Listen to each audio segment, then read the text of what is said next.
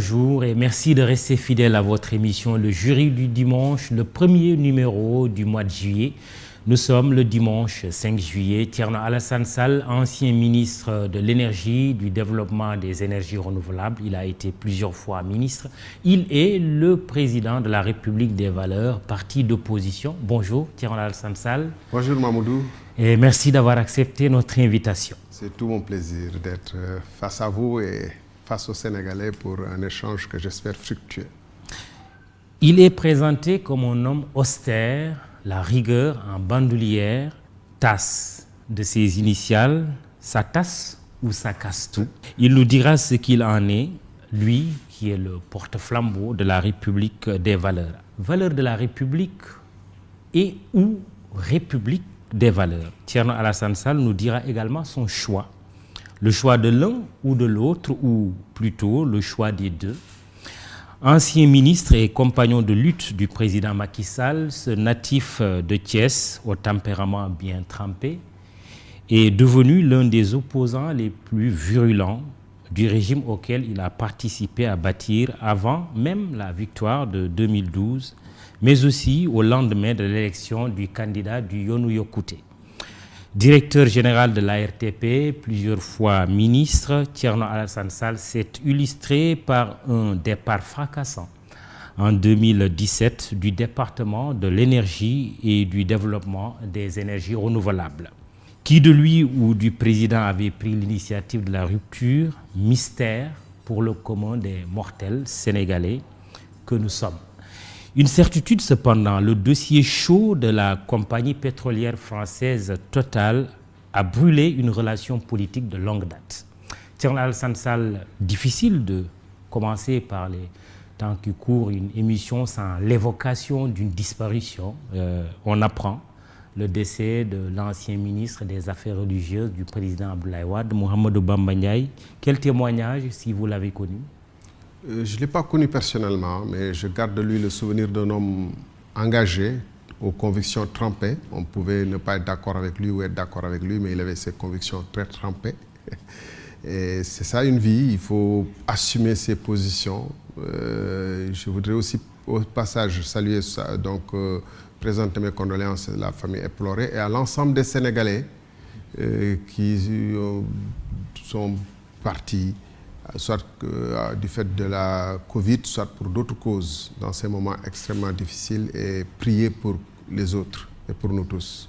Amin. Alors, Thierno Alassane Sall, vous êtes aujourd'hui le président du parti d'opposition République des valeurs, sans ressasser l'histoire de vos relations avec le président Macky Sall. Qui de vous ou du chef de l'État est descendu du chemin, pour ne pas dire de la voie, je fais allusion au Yonou Yokouté, que vous aviez tracé ensemble pour un Sénégal émergent? J'espère qu'au cours de l'émission, on pourra arriver à une conclusion sur l'état actuel du Sénégal. Et avec l'ensemble des sujets, j'allais dire, à scandale, pour ne pas utiliser un mot très usité, prouve à suffisance que les fruits n'ont pas tenu les promesses des fleurs. Et qu'en l'occurrence, le bilan de Macky Sall est extrêmement sombre. Ce n'est peut-être pas mon souhait, soit dit en passant. J'aurais souhaité que Macky Sall réussisse et que le Sénégal fit des progrès considérables dans la voie du développement et du Yokouté. Parce que la victoire du Sénégal, c'est notre victoire à nous tous. La souffrance des Sénégalais ne peut laisser aucun d'entre nous normalement indifférent. Vous pourriez être comptable de ce bilan? Oui, en partie, oui, j'assume, comme dirait l'autre, le droit d'inventaire. Et on pourrait, sur certains sujets précis, y revenir. Mais j'ai été une voix, ça personne ne le contestera dans l'appareil de l'APR gouvernemental. J'ai été une voix à l'intérieur qui a toujours dit ce qu'il a pensé. Et je me souviens qu'on s'est retrouvés en d'autres circonstances, dans une autre émission, Les Affaires de la Cité. Vous avez fait à peu près le même portrait de moi. Et j'avais répondu qu'on ne peut pas exécuter des ordres manifestement illégaux.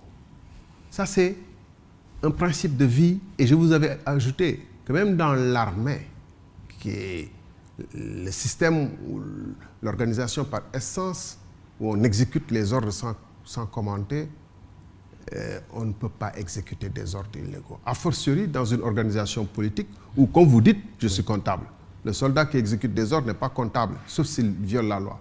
Et nous, politiques, nous sommes comptables. Justement. Et oui. Personne parmi les gens qui sont à l'intérieur ne contestera que chaque fois que de besoin, j'ai eu à dire ce que je pense. Donc oui, j'assume le bilan à ces réserves près. Sur quoi vous êtes-vous opposé au président Macky Sall? Sur les valeurs, sur les vices, sur la loi, sur quoi? En résumé, on peut dire oui sur les valeurs parce que les vices de la loi, quand ils relèvent de choix délibérés, comme on le verra sur les décrets qui ont été signés en pleine pandémie, des faux décrets, comme ces distributions de terres qui ont le vernis de la loi, mais qui au fond violent la loi, ou comme ces contrats. Donc quand on y reviendra, c'est les valeurs, ça reflète les valeurs et les convictions profondes des individus. Quand c'est persistant, vous avez parlé des contrats pétroliers. En réalité, et on aura l'occasion peut-être dans les prochaines semaines, dans les prochains mois, l'histoire dira ce qu'il a été des contrats pétroliers. En particulier du contrat Timis. Je vous ai dit quand on s'est rencontrés la première fois après ma démission qu'il ne s'agissait pas que du contrat Total, qu'il y avait peut-être 2 mois ou 3 mois de discussions âpres sur des contrats, dont le contrat Total qui a été la goutte d'eau de trop. Oui, l'opinion a retenu le contrat Total. Oui. Mais est-ce que l'histoire ne vous a pas donné tort quand après on se réveille pour nous dire Total finalement a fait des recherches qui sont revenues infructueuses sur le champ tortue, si je ne m'abuse? Mais non, mais c'est ça le malheur d'un pays où les gens cherchent toujours à se faire l'avocat du diable. Les conditions dans lesquelles Total a obtenu le contrat sont illégales et en plus injustes, mais véritablement asymétriques pour les intérêts du Sénégal. Ceci étant, que Total ait trouvé ou pas, personne ne garantissait que Total allait trouver ou allait pas trouver. Cela n'est pas le problème. Mais s'ils avaient trouvé, on n'aurait rien eu de notre pétrole. À la limite, qu'ils aient trouvé, qu'ils n'aient pas trouvé, ne change pas significativement quelque chose pour le Sénégal, dans les conditions où le contrat a été signé. Oui, mais pour une certaine opinion, c'est pour vous relancer, pour une certaine opinion, les conditions dans lesquelles vous avez quitté le gouvernement pourraient être interprétées comme une sorte de faveur, mais indue, accordée à Total, alors qu'il y avait quand même une dimension incertitude. Il fallait rechercher pour être sûr qu'on allait trouver. Mamoudou, dans tous les contrats pétroliers, il y a une incertitude. Tous les contrats au monde, miniers, etc. Ça s'appelle bien contrat de recherche. Ce n'est pas un contrat de production ou d'exploitation. On peut trouver, puis confier à une société la production et l'exploitation. Ça s'appelle CRPP, contrat de recherche et de production, de partage des hydrocarbures. Donc, vous recherchez avec le risque, c'est inclus, c'est une dimension incluse dans le contrat, dans la loi, dans tout, qu'il y a un risque qu'on ne trouve pas. Si c'était certain qu'on allait trouver, est-ce qu'on aurait besoin de Total? Dans ces conditions-là, si on était certain qu'il y a du pétrole, pourquoi on aurait cherché Total? Pourquoi on n'aurait pas exploité de nous-mêmes? Mais je me demande ceux qui disent ça, la mauvaise foi ne peut pas être plus totale. C'est le cas de le dire. Et on ne peut pas être aussi anti-sénégalais que j'ai vu un papier dans une presse qui se réjouit, qui m'accablait en disant oui, Thierno avait dit ceci et puis on n'a rien trouvé. Mais la mauvaise foi ne peut pas être plus totale. Parce qu'il s'agit de dire aux gens, vous prenez le risque de chercher. Et tout le monde sait que de 60 à nos jours, jusqu'à 2014, on cherchait, les sociétés venaient, cherchaient, ne trouvaient rien. Mais pour autant, on ne leur donnait pas dans les conditions aussi avantageuses pour Total et aussi désavantageuses pour le Sénégal que le contrat qu'on a signé en 2017. Ça doit être très clair. De 1960 à nos jours, on a cherché, on n'a rien trouvé et pourtant les sociétés revenaient demander. Et quand elles demandent, si elles ne trouvent pas, elles s'en vont, d'autres viennent redemander le même bloc et on exige les mêmes conditions qu'on avait exigées aux autres. On ne fait pas de rabais. Deuxième chose, il n'est pas dit définitivement qu'on ne trouvera pas. Dans le bloc de Sangomar, on a trouvé du pétrole. Dans le bloc de Kayar, on a trouvé du gaz ou de Saint-Louis offshore. Beaucoup de sociétés sont passées depuis 1900, depuis les années 47, n'ont rien trouvé. Oui. Donc, qu'est-ce qu'il y a de scandaleux, de manière précise, dans le contrat avec Total, comme avec les autres que vous avez évoqués tout à l'heure, et dont on n'en a pas suffisamment parlé? En un mot comme en mille, il faudrait 2 émissions ou 3, mais je pense que le moment viendra. Total a d'elle-même écrit le contrat et dit au Sénégal, vous signez ici. Alors que tous les autres contrats antérieurs étaient beaucoup plus favorables que ce que proposait Total. Pourquoi il y aurait eu l'exception Total? Et les classements faits, parce qu'il y avait plusieurs offres, les classements faits faisaient de Total bon dernier si on excluait une offre qui ne pouvait de toute façon pas être recevable, ou avant-dernier si on retenait cette offre-là. Pourquoi il y aurait eu l'exception Total? Et ça, il faut le demander à Macky Sall, qui a signé. Il faut le demander au président Macky Sall. Pourquoi il y aurait eu exception Total? Pourquoi on avait plusieurs offres et on a pris la pire, la plus insultante. Vous étiez ministre de l'Énergie. Oui, je sais, je vais répondre en d'autres temps et en d'autres lieux, mais je dis, il faut demander à Macky Sall, mais ce que je sais, moi, de science certaine, vous imaginez Mamoudou, vous et moi assis, on a eu toujours la plus extrême courtoisie entre nous, je ne vous ai jamais manqué d'un mot. Vous m'imaginez, moi, dire au président de la République que ce que vous faites n'est pas légal, par le plaisir de le faire et sans argument. Mais attendez, que les gens qui sont payés pour dire autre chose disent ce qu'ils veulent. Mais nous, on est droit sur notre chemin. Et on est tranquille quand on dort. Alors, il a fait état de manipulation à un moment donné de certains acteurs de l'opposition, de la société civile, pour agiter cette histoire, on s'en rappelle, de scandale à 10 milliards de dollars. Que répondez-vous? Moi, j'ai reçu la BBC chez moi. Parce que c'est des journalistes. Comme vous m'avez invité, je suis là.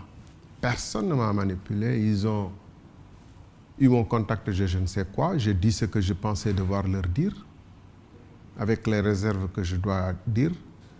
Je suis un homme libre et je ne réponds pas des autres. Mais en l'espèce, si accusation il devrait y avoir, ce n'est pas vis-à-vis des gens qui ont essayé de dénoncer un scandale avéré. Parce que ça aussi, c'est des détournements de diversion, j'allais dire, quoi. Le fond du problème, c'est pourquoi il y a eu Timis dans le gaz sénégalais, dans les hydrocarbures du Sénégal. Pourquoi Total a obtenu le contrat dans les conditions dans lesquelles elle l'a obtenu. Et vous vous souviendrez par exemple des fables que les gens racontaient en disant « ouais, ils voulaient donner à Cosmos, etc. » alors que Total est plus puissante et que... Or, ces mêmes gens qui le disaient cachaient délibérément qu'il y avait un consortium BP et Cosmos qui donc, BP seul, était plus grosse, ou en tout cas égale à Total, et qu'elle était adjointe de BP dans un consortium. Et que leur offre était de loin, et ça, j'aurai l'occasion de le prouver, hein, était de loin meilleure que celle de Total. C'est mathématique, c'est prouvé, c'est scientifique. C'est ça, c'est à cette question qu'on doit répondre, plutôt que de dire oui, bon, oui, pendant que le but était marqué faux ou pas faux, d'or, il y avait une vendeuse de cacahuètes qui... Ça, c'est les... Vraiment, c'est les à côté de l'histoire. La vraie question que l'histoire ne manquera pas de se poser, pourquoi le rapport de l'IGE a établi de manière claire et que jusqu'à aujourd'hui, la justice prétend que ce rapport n'existe pas. Parce que si elle ne prétendait pas qu'elle n'existe pas, la justice prendrait pour point de départ ce rapport. Voilà le fond du problème. Thierno Alassane Sall est l'invité du jury du dimanche iRadio ITV. Il est le président de la République des valeurs. Le pétrole, vous avez été ministre de l'énergie. Est-ce que les compagnies pétrolières ont tendance à venir avec des mallettes d'argent pour obtenir des faveurs? Toutes ces choses-là, les compagnies pétrolières ne sont pas des anges. Lisez l'histoire de toutes les compagnies pétrolières jusqu'à nos jours. Elles ont été à l'origine de beaucoup de guerres. En Angola, beaucoup d'argent a circulé. Dans les deux camps d'ailleurs, pour armer les deux camps. Vous lisez Loïc Lefroy-Préjean au Congo, vous avez vu qu'il a armé les deux camps. Qu'il y ait une exception au Sénégal m'étonnerait. Mais moi, personnellement... Venir avec de l'argent dans le bureau d'un Non, ministre, j'ai pas dit, ça ne se passe pas comme ça. Non, président. Les mallettes, ça ne circule pas comme ça. Les gens sont plus sophistiqués, plus raffinés que ça. On est dans le monde de l'électronique. Vous-même, vous avez tout dans votre... Les choses se passent de manière plus raffinée que ça. Conséquence de la crise de la Covid-19, les premiers barils de pétrole vont venir un peu plus tard. Le président de la République parle d'une année à 2 années. Est-ce que cela veut dire que, selon vous, cette perspective de voir le Sénégal devenir un pays producteur de pétrole et de gaz va de plus en plus s'éloigner? Ou vous pensez encore que ce pays a un avenir pétrolier et gazier? Oui, c'est certain que les ressources vont être exploitées un jour ou l'autre. Maintenant, quand et comment? Il faut savoir que dans l'association qui décide des investissements, des programmes, des opérations, etc., le Sénégal est présent par Petrosen à hauteur de 10%. L'absence d'indépendance, c'est pourquoi moi, dans l'espèce, quand on revient pour revenir sur l'affaire de Total, j'avais dit, on ne donne pas Rufisque Offshore Profond. On attend d'avoir de l'expérience et des ressources pour exploiter à 100% nos propres réserves. L'Algérie le fait. Et l'Algérie l'a fait en 1963, malgré les accords déviants de 62 qui disaient que jusqu'en 70, on ne touche pas. En 63, ils ont imposé de retoucher les accords. Et ils ont repris possession de leur indépendance. Nous, malheureusement, 60 ans après l'indépendance, on célébrait les 60 ans de l'indépendance, on est incapable de prendre des décisions stratégiques. Et vous pensez que là, c'est l'occasion finalement de tout reprendre? Non, avec cette opportunité de